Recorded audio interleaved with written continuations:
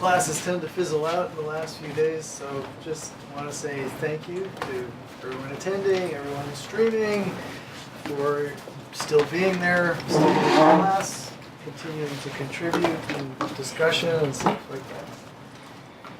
Seriously appreciate it.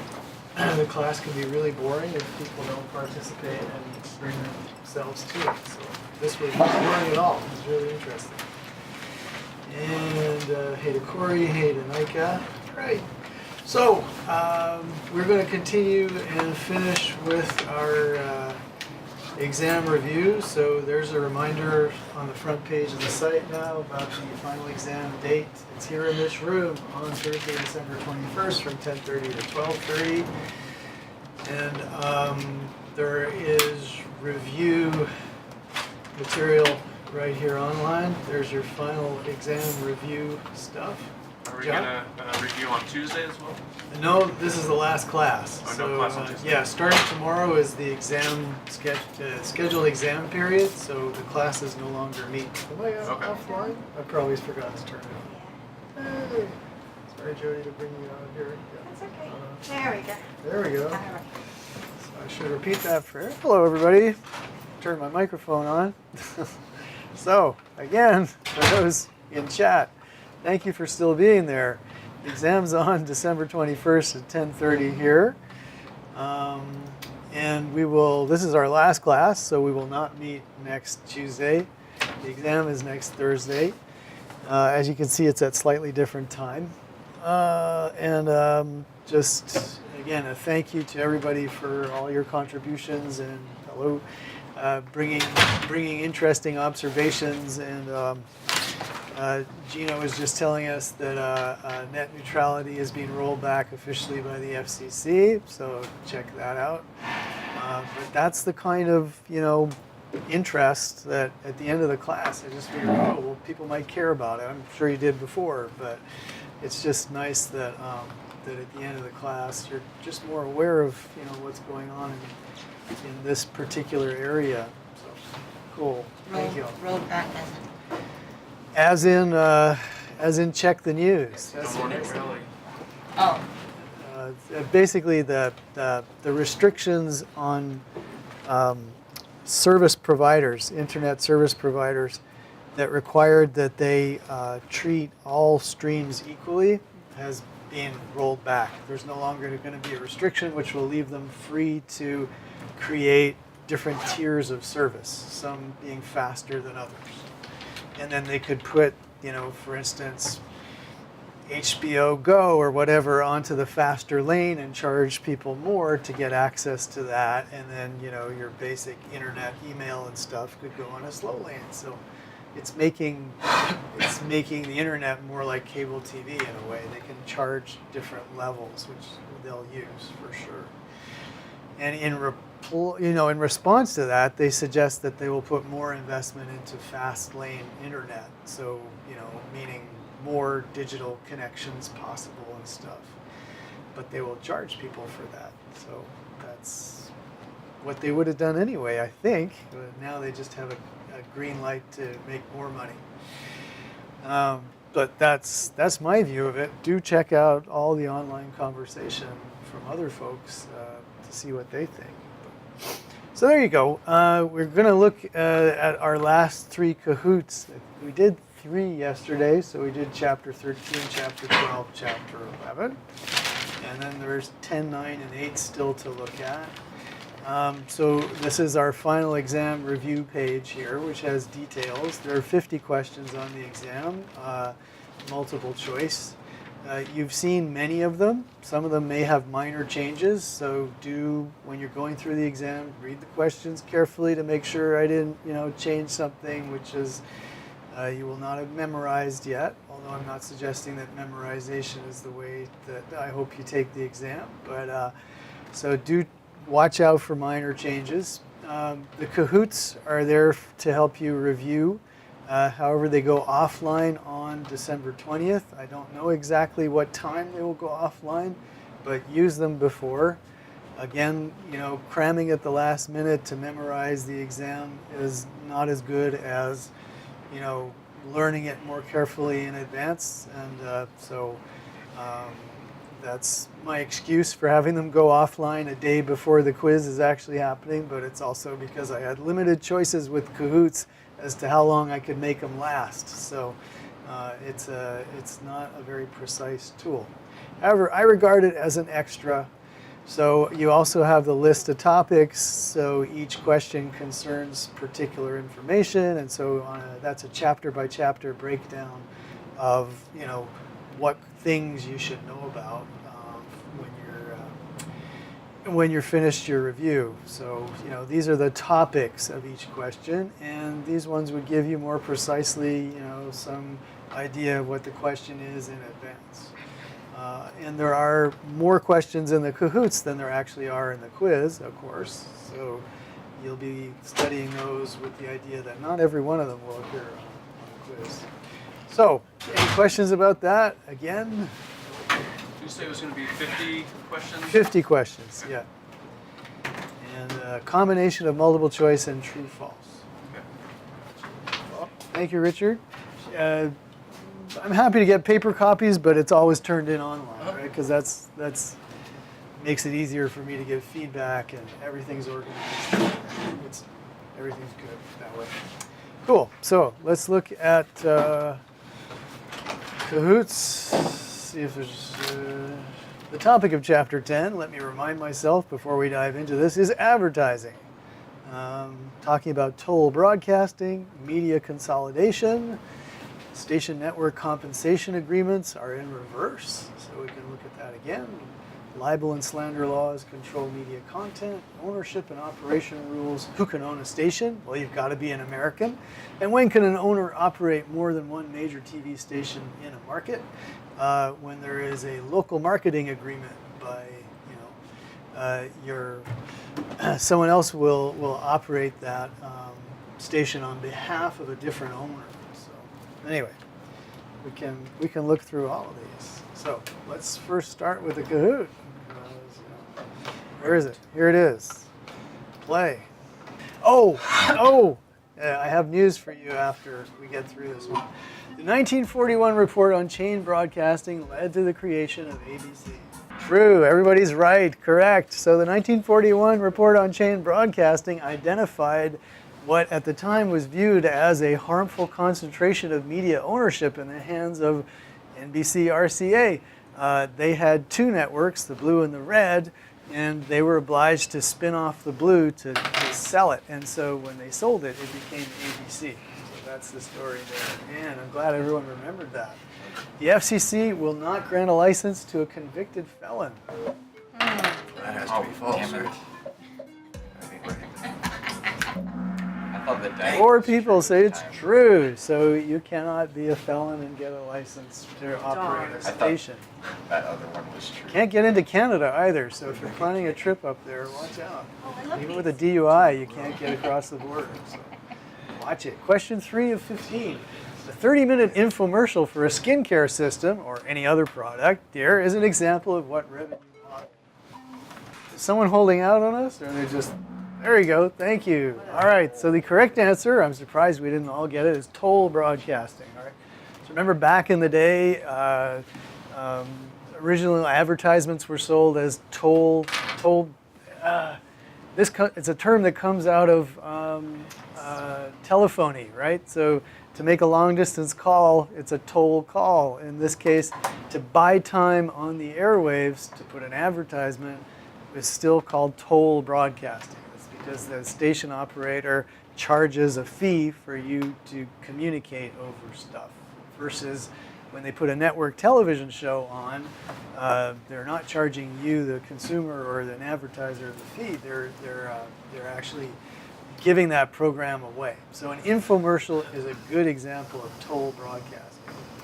Oldie program, The Kraft Music Hall, is an example of what type of financing model?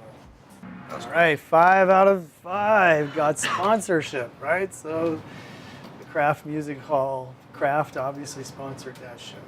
And question 5 of 15. Paying a monthly fee to access Netflix online is an example of a different financing model. What? There we go. Oh, That's fast. I barely had a chance. You guys are really confident about these ones, huh? Subscription-based programming. Exactly. That is correct. All right.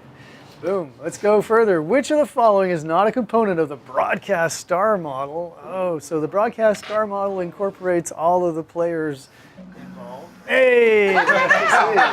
You guys are so fast. So absolutely, the Federal Trade Commission is not part of the broadcast star model. I think it's because we did that that in class. So this was on a quiz. Yeah, these ones were on. So chapters 8, 9, and 10 were on a quiz in already. So you've already seen. This is like the second time you're seeing these at least. I got you. That's fair enough.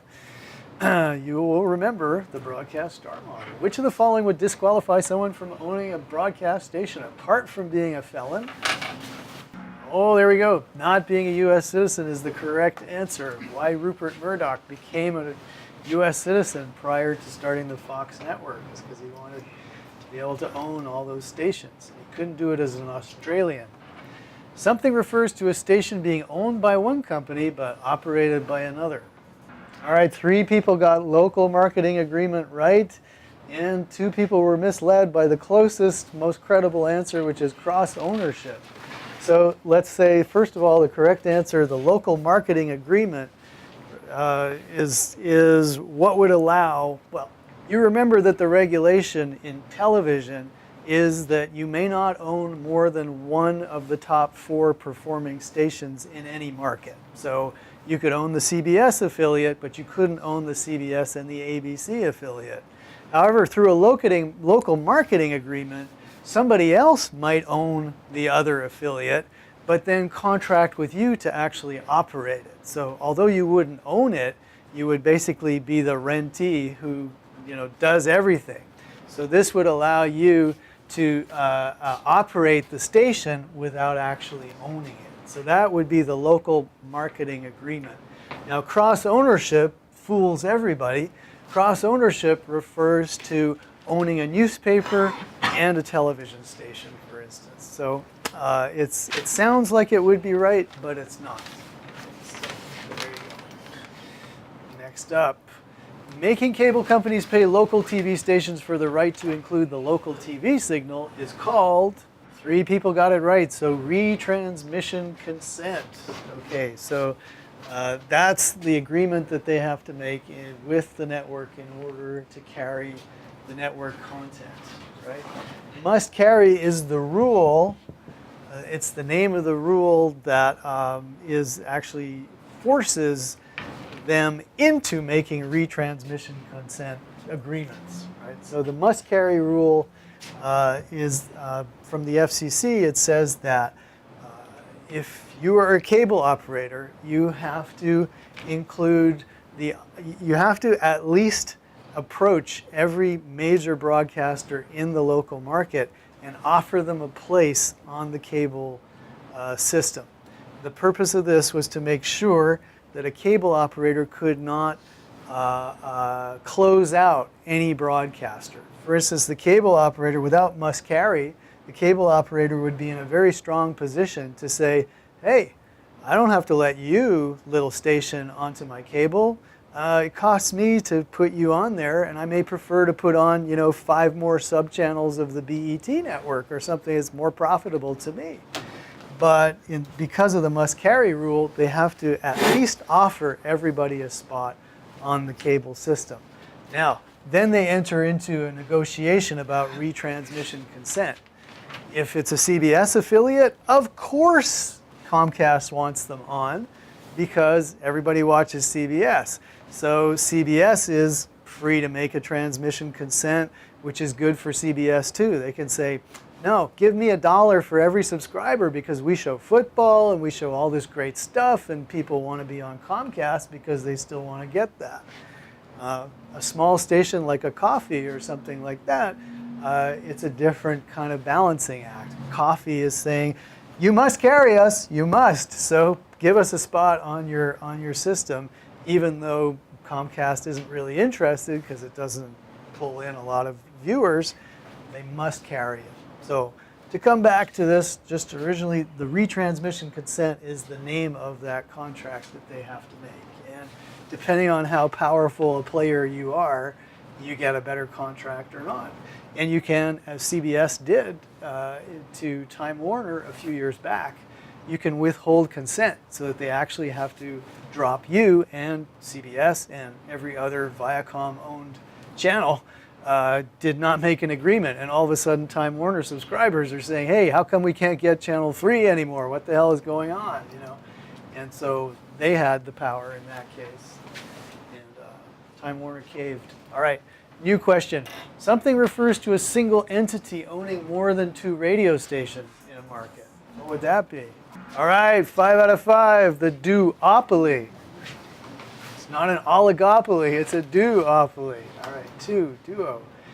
Owner consolidation led to a media market that is increasingly, oh, what did I say? You just said I just said it. Control me. Oligopolistic, supercalifragilistic. Oligopolistic, meaning that a monopoly has only one owner or one key player. An oligopoly has several of them. But in the news tidbit that I brought in last week, we saw that Fox is contributing to this consolidation by selling its production studio and part of its distribution network to Disney. So that's going to be consolidation. And so we're going to have a smaller oligopoly at the heart of all of this. Okay, next up, question 12. Which of the following is increasingly being used to select broadcast licensees? Right, you may have forgotten one or two of these, huh? But no, 4 out of 5 got auctioned. That's right. It makes more money for the government by auctioning off licenses. All right, question 13. This type of defamation occurs when the offending statement is spoken.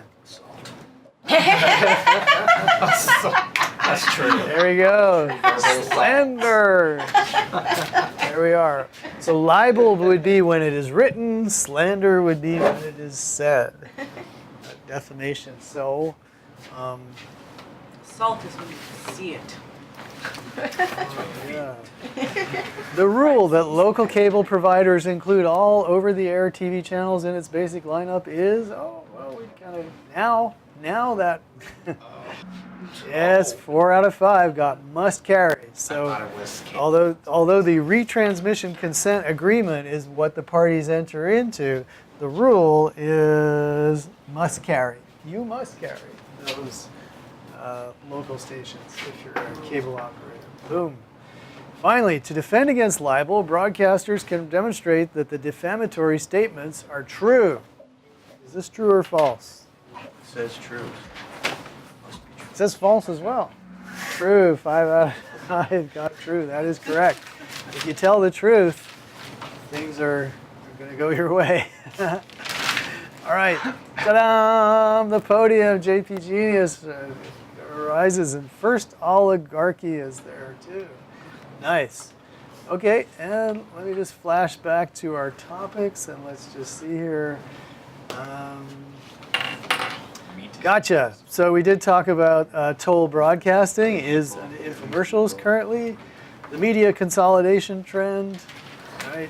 Station network compensation agreements. Which one was I in there? Was I in that one? Yep. Libel and slander laws control media content. We touched on slander, ownership and operations. So who can own a station?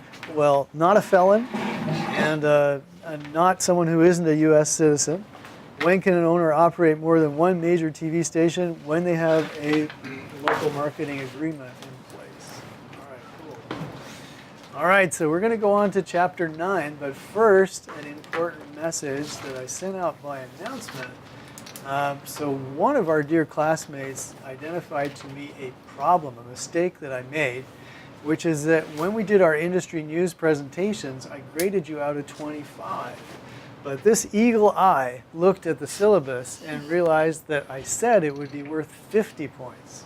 So in order to make up for that mistake, I can't actually show it to you in the grade book, but I'll tell you what I did. I left the original grade out of 25 and I created another assignment which says industry news presentation grade adjustment, for another 25 points. And then I copied what you got on the first assignment in class, and I put it in there as your grade for this second assignment. So basically what you have now is the same grade, but now worth 50 points instead of 25 points, because that's what I said it would be worth in the syllabus. So you can check that out and see it in the grade book. You'll see the original grade that you got after the in-class presentation, and then you'll see a new thing called Industry News Presentation Grade Adjustment, also out of 25 with the exact same grade. So basically, I've just kind of doubled the points that you made, and now it's out of 50 as the syllabus said it would be. So this doesn't really change anything regarding the percentages or how you're doing in the class, but at the end of the day, everything adds up. And thanks to Brian for seeing it. Any questions about this? Okay, good. So check out your grade book and make sure that everything is hunky-dory. Cool. Okay, back to our exam review, and we are, let me see, we just did chapter 10. Now we're going to go into chapter 9. Here we go. Which service is considered to have broken the ground for the social networking sites of today? We love it. Was it Friendster, Pookeepa, Blogger.com, or LiveJournal? Come on, folks. Yes, Friendster was. Doesn't exist. I just thought, what's the silliest word? What's you know, all these online services have the most ridiculous names. Hey. Blogs can be considered watchdogs of both the government and the media. Love it. Love it. Got enough of this music. 5 people get it. It is true. Blogs have that watchdog function. They never sleep. Which of the following describes Google Plus?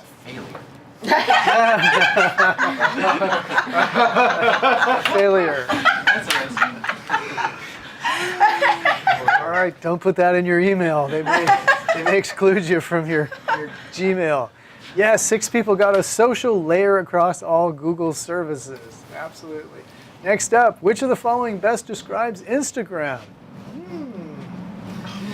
Ding, ding. 4 people got it right. A place to store visuals. 2 people got a social network. I think the best description would be a place to store visuals. But social network is not. Totally wrong, but it's not the best. Which of the following best describes Twitter? Okay, a microblogging social networking site is the correct answer regarding Twitter. Do try to stop us if we race through this. But, something collects pages of images reflecting a mood or vision called a self-expression engine. Oh. 6. Everybody got it. Pinterest is a self-expression engine that collects a lot of pictures full of cool ideas for Christmas gifts. Something is a social network is most associated with career and job information. Man, this will be blessedly short. Everyone got LinkedIn. Good for you. Something is known for impermanent posting that disappears fast. As fast as this question disappears. Snapchat is impermanent. It disappears fast. And as we move on, which platform is primarily issue-oriented where ideas are shared, not photos and likes? What we got? Blogs. Okay. No one fell for Reddit. Good for you. Blogs is the answer to that question. Question 10. Something occurs when the ordinary person on the street using social media observes and reports. Isn't Reddit considered a blog, though, to some degree? I'm not sure, but don't mess with us right now. Citizen journalism. 6 out of 10. I'm no longer capable of any analysis here. Being loosely yet incessantly connected with others via social networks is called. 5 people got ambient awareness. That is the correct answer. Ambient awareness, the correct answer. And last question, what's not true about internet privacy on this set of answers? Digital communications will make government surveillance easier. So we're looking for what is false, what is not true. If you post stuff online, it may stay there forever. Users feel in control of their data on social media sites. Apple refused to unlock phone of San Bernardino terrorist. Which one of those sounds most ridiculous? Hesitation. 4 people got users feel in control of their data on social media sites. Most users feel like they can't control it. So There we are. And podium, JP Genius again, Ray Kwan, stepping up. Nice. All right, and so off we go to our final chapter on research. Ooh, okay, this is a good chapter. It's part of my... I thought that was audience measurement. Yeah, correct. Yeah, I just didn't bother looking through my actual... Thank you, JP. As I was putting this together, I did not open up my textbook and see exact. What was it you said? It's audience measurement. Audience measurement. And That it's is more precise. Thank you. So chapter 10 is Save that. Oh no, I have to correct that too. the media business. Okay. All right. Always worthwhile. It's the off-brand one. It just doesn't. Chapter 10, the media business. Okay. Oh, off we go. Yeah. So we're going into Kahoot on chapter 8. And here we go. Back up. One more. Okay. Here we go. It's getting dangerous. The faster you get in, people can join in the background with all kinds of weird things. Nielsen's Autometer was first used to measure which of the following: radio station listeners in the 30s, radio and TV audiences, primetime TV viewers, or television station viewers in the late 1940s? 5 people got it right. So it was about radio station listeners in the 1930s. The Autometer was a little mechanical device that watched what they tuned to. DMA stands for Designated Market Area, Digital Marketing Association, Dominant Media Area, Dynamic Media Advertising. 4 people got it right. Good for you. The Designated Market Area is what Nielsen calls each of the over 200 markets in the United States, such as the San Francisco Bay Area. It is a big DMA. Here we go. Next up. In a 1 million television household area, COPS is seen by 150,000 homes. What is its rating? So remember that when you're calculating rating, that it is the number of people who actually saw it over all of the television household, television sets in the household. 1 million television household area. So all of the televisions watched. Okay, that's Ding! 4 people got it right. Your rating is 15. You were listening. You're like, oh. Good for you guys. All right. So that is this is the calculation for rating. Right? Radio station ratings often measure audiences in terms of what? The average quarter hour. That's right. It makes them look better because you can count the same person multiple times in average quarter hour. They use Cume. It doesn't work that way. Just a reminder about what we call share as well. The calculation, so this is a calculation for broadcast rating, but also we calculate what's called share, which in this case you would have the same number of actual viewers, but instead of calculating that over the total number of households with television. In case of share, you're calculating it over what? The number of households? Yeah, I mean, it's the number of viewing households. Let's put it that way. The number of people who are actually tuning in. So although you may have 1 million total households, maybe only 100,000 were watching on that night because it was a very slow night. So share will give you a higher number, basically. So just remember the calculation is different. In order to calculate rating, all you need to know is the number of people watching and the total number of households in the DMA, in the market. To calculate share, you still have the number of people watching because that's basically what it is. But now instead of calculating based on all the possible households, you're only calculating on the ones that actually were watching anything at that time, which is going to be sometimes significantly smaller as not every household has their TV on at all times. So that's just the distinction between rating and share. Okie doke. Next one, if a spot advertisement costs $100 and it reaches 1,000 people, what is its CPM? 5 people got it right, okay? So remember, CPM stands for cost Per per thousand. mil, right? And mil is 1,000. So if it costs $100 to reach 1,000 people, as this says, then the CPM is $100 because CPM means, okay, how much does it cost me to reach each 1,000 people? You know, if it was cost $100 to reach, let's say, 5,000 people, then your CPM would be, $100 divided by 5. Your CPM would be $20. But the thing is, it's the measurement of how much it costs to reach 1,000 people. That's the cost per mil. So in this case, all you had to do is look at it and say, CPMs for 1,000 people costs $100. I already have the answer in the question. Okay, when Ford pays for half of a local car dealer's advertising, it is known as what? So you have a local car dealer, they're going to pay part, and you have Ford, the national seller. Gotcha. Everyone got it. It's cooperative advertising. The two of them cooperate and pay for it together. Nielsen's PPM is, what are we referring to when we talk about a PPM? 6 people got it right. The portable people meter. So it can actually follow you wherever you go. 8. Diary responses can be inaccurate, but ratings based on metering devices fix those problems. Is that true? 4 people got false. So we can continue to have problems based, even with the PPM, which is the current metering device of choice. You can still have problems based on, for instance, if you don't have a good sample that represents your population.